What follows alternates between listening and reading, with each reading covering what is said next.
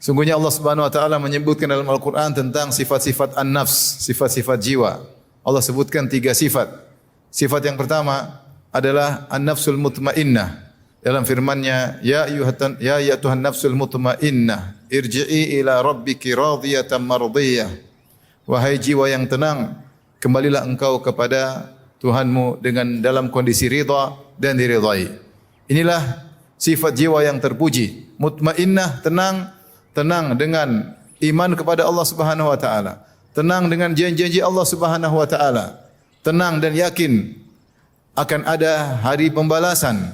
Tenang dalam melaksanakan ketaatan-ketaatan kepada Allah Subhanahu wa taala. Dia berseri-seri dan bergembira ketika taat kepada Allah Subhanahu wa taala. Dan dia sangat merasa berat ketika hendak melakukan kemaksiatan. Jiwa ini jiwa yang sangat terpuji. Dia adalah jiwa yang radhiyah, yang ridha dengan keputusan Allah Subhanahu wa taala, yang ridha dengan aturan-aturan Allah Subhanahu wa taala, yang ridha Allah sebagai Rabb-Nya. Dan dia pun mardiyah dan dia diridhai oleh Allah Subhanahu wa taala. Maka ini jiwa yang mengantarkan seorang masuk ke dalam surga. Adapun jiwa kedua, jiwa yang tercela yang Allah sebutkan dengan dikatakan sebagai ammaratun bisu, yaitu jiwa al-ammarah bisu, yang selalu menyeru kepada keburukan. Innan nafsa la ammaratun bisu illa man rahima rabbi. Sungguhnya jiwa senantiasa menyuruh kepada perbuatan-perbuatan buruk kecuali yang dirahmati oleh Allah Subhanahu wa taala. Yaitu jiwa yang ingin agar keinginannya, hawa nafsunya dipenuhi. Sebagaimana kita ketahui bahwasanya jiwa ini, nafsu ini punya banyak keinginan.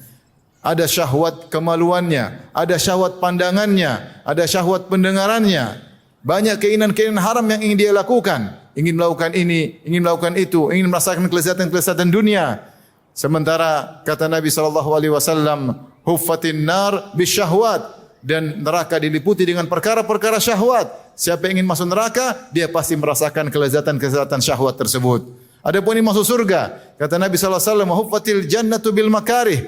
Surga diliputi dengan perkara-perkara yang dibenci, yang tidak sesuai dengan keinginan hawa nafsu. Hawa nafsu ini punya keinginan yang sangat banyak, maka dia menyuruh kita untuk mengikuti keinginan-keinginannya, sehingga akhirnya menjerumuskan ke dalam neraka jahanam.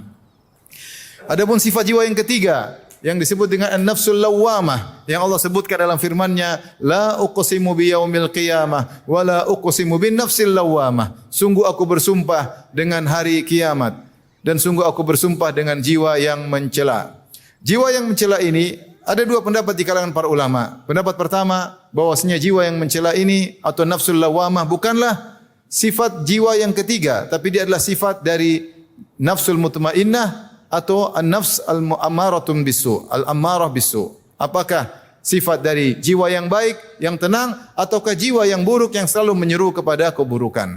Adapun dia menjadi sifat bagi an-nafsul mutmainnah, yaitu dia mencela. Mencela apa? Mencela jika seorang melakukan kemaksiatan, maka dia mencela. Kenapa kau melakukan kemaksiatan?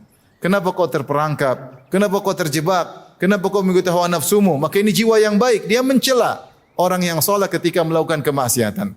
Demikian juga dia mencela jika seorang melakukan kebaikan hanya sedikit, maka jiwa tersebut mencela. Kenapa kau hanya sedikit bersedekah? Kenapa kau hanya salat malam hanya sebentar? Kenapa kau kurang baca Al-Quran? Kenapa dan kenapa? Dicelalah jiwa tersebut sehingga termotivasi untuk memperbaiki diri, untuk beramal kebaikan.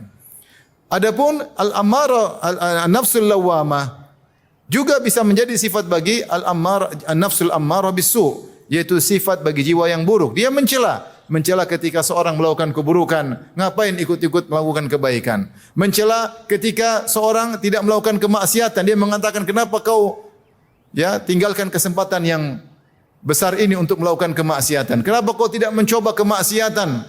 Dia cela. Kenapa meninggalkan kemaksiatan? Kenapa kau tidak merdeka? Saatnya kau merdeka, saatnya kau bebas, mumpung masih muda.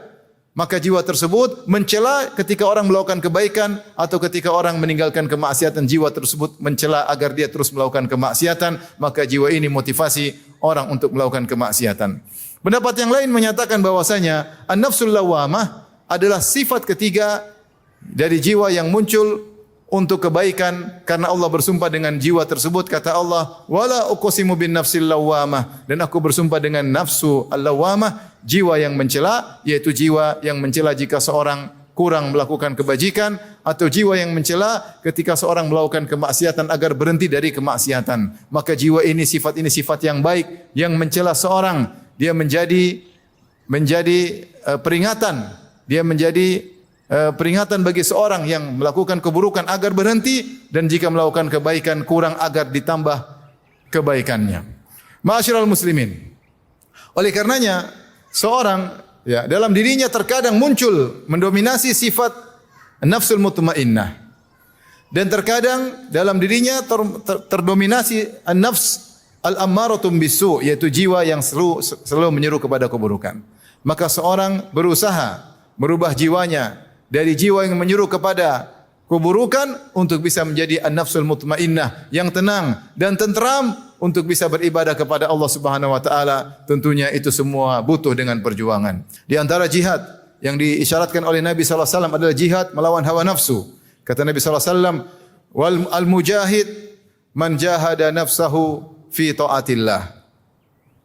Orang yang mujahid sesungguhnya adalah yang melawan hawa nafsunya, yaitu melawan an-nafs al-ammaratu bis-su, yang menyuruh dia untuk melakukan berbagai macam kemaksiatan, yang menyuruh dia untuk mencoba-coba kemaksiatan, yang menyuruh dia untuk menonton yang tidak-tidak, yang menyuruh dia untuk mendengarkan yang haram, yang menyuruh dia untuk melakukan berbagai macam kelezatan dunia yang diharamkan oleh Allah Subhanahu wa taala. Maka dia perlu berjuang. Kata Nabi sallallahu alaihi wasallam, al-mujahid, mujahid yang sesungguhnya man jahada nafsahu fi taatillah, yang melawan jiwanya dalam rangka menjalankan ketaatan kepada Allah Subhanahu wa taala.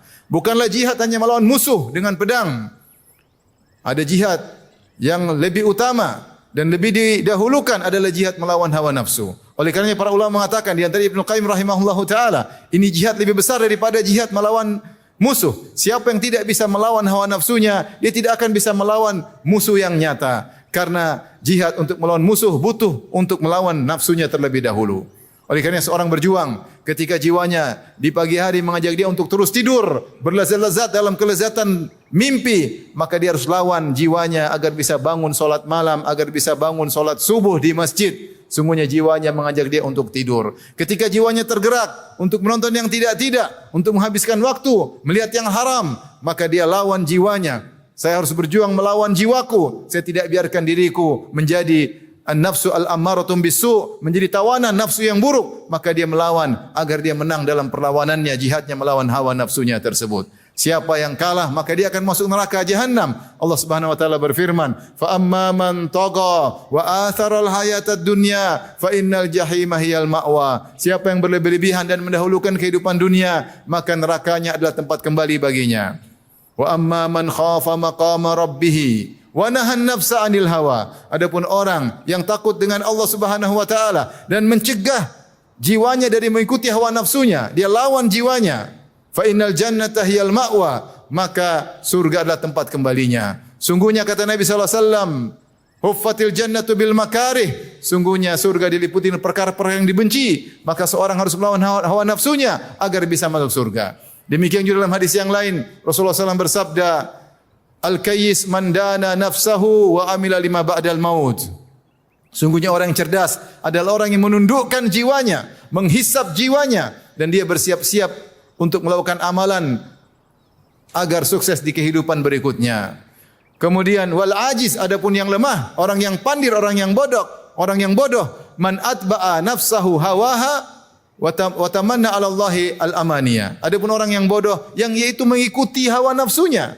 Mengikuti hawa nafsunya, ini orang bodoh. Setelah itu dia berangan-angan yang baik-baik kepada Allah Subhanahu wa taala. Dia mengatakan saya bermaksiat, saya mengikuti hawa nafsuku dan Allah Maha Pengampun, saya akan masuk surga. Ini adalah orang yang pandir, orang yang bodoh. Maka seorang dalam hidup ini berusaha berjuang. Hidup cuma sekali dan kita semua akan diwafatkan oleh Allah Subhanahu wa taala. Allah berfirman, "Kullu nafsin dha'iqatul maut." Setiap jiwa akan merasakan kematian. Tsumma ilaina turja'un. Kemudian kepada kamilah kalian akan dikembalikan. Allah juga berfirman, "Kullu nafsin dha'iqatul maut wa nabluukum bisyarri wal khairi fitnah wa ilaina turja'un." Seluruh yang namanya jiwa akan merasakan kematian. Dan kami menguji kalian dengan perkara-perkara yang baik maupun perkara-perkara yang buruk, dan kemudian kepada kamilah kalian akan dikembalikan. Allah juga berfirman, "Kullu nafsin dha'iqatul maut wa innama tuwaffawna ujurakum yaumal qiyamah faman zuhziya 'anil nar wa udkhilal jannah faqad faz wa mal hayatud dunya illa mata'ul ghurur. Bahwasanya setiap jiwa pasti merasakan kematian dan sungguhnya pada hari kiamat kelak ganjaran kalian akan dipenuhi. Disempurnakan ganjaran kalian, tidak dikurangi sama sekali oleh Allah Subhanahu wa taala, kebaikan atau keburukan. Faman zuhziya 'anil nar, siapa yang diselamatkan dari neraka jahanam, wa udkhilal jannah, dan dimasukkan surga, faqad faz, maka sungguh dialah yang sukses, dialah yang berhasil. Wa mal hayatud dunya illa mata'ul ghurur, dan tidaklah kehidupan dunia kecuali hanyalah kesenangan yang menipu. Oleh karenanya, tatkala jiwa kita mencela kita bermaksiat, berarti nafsul lawamah sedang bergejolak. Maka ini adalah peringatan dari Allah Subhanahu wa taala. Ini signal kita ikuti. Jangan kita kemudian melawan signal tersebut. Ketika kita ingin beramal soleh, kemudian timbul ingin riya, ingin pamer, kemudian ada signal, kenapa kau riya? Kenapa kau mencari pujian manusia? Ikuti signal tersebut. Ikuti signal tersebut. Sebagian orang ketika diperingatkan oleh jiwanya, dicela oleh jiwanya karena melakukan kemaksiatan, dia tidak pedulikan, dia tidak sensitif, sehingga signal tersebut akhirnya hilang, akhirnya dia terjebak dalam jiwa yang senantiasa menyeru kepada keburukan. Semoga Allah Subhanahu wa taala menjadikan jiwa kita an-nafsul mutmainnah, jiwa yang tenang dengan keputusannya, ridha dengan takdirnya, senang dengan ketaatan kepadanya, tidak suka dengan kemaksiatan sampai kita dipertemukan dengan Allah Subhanahu wa taala.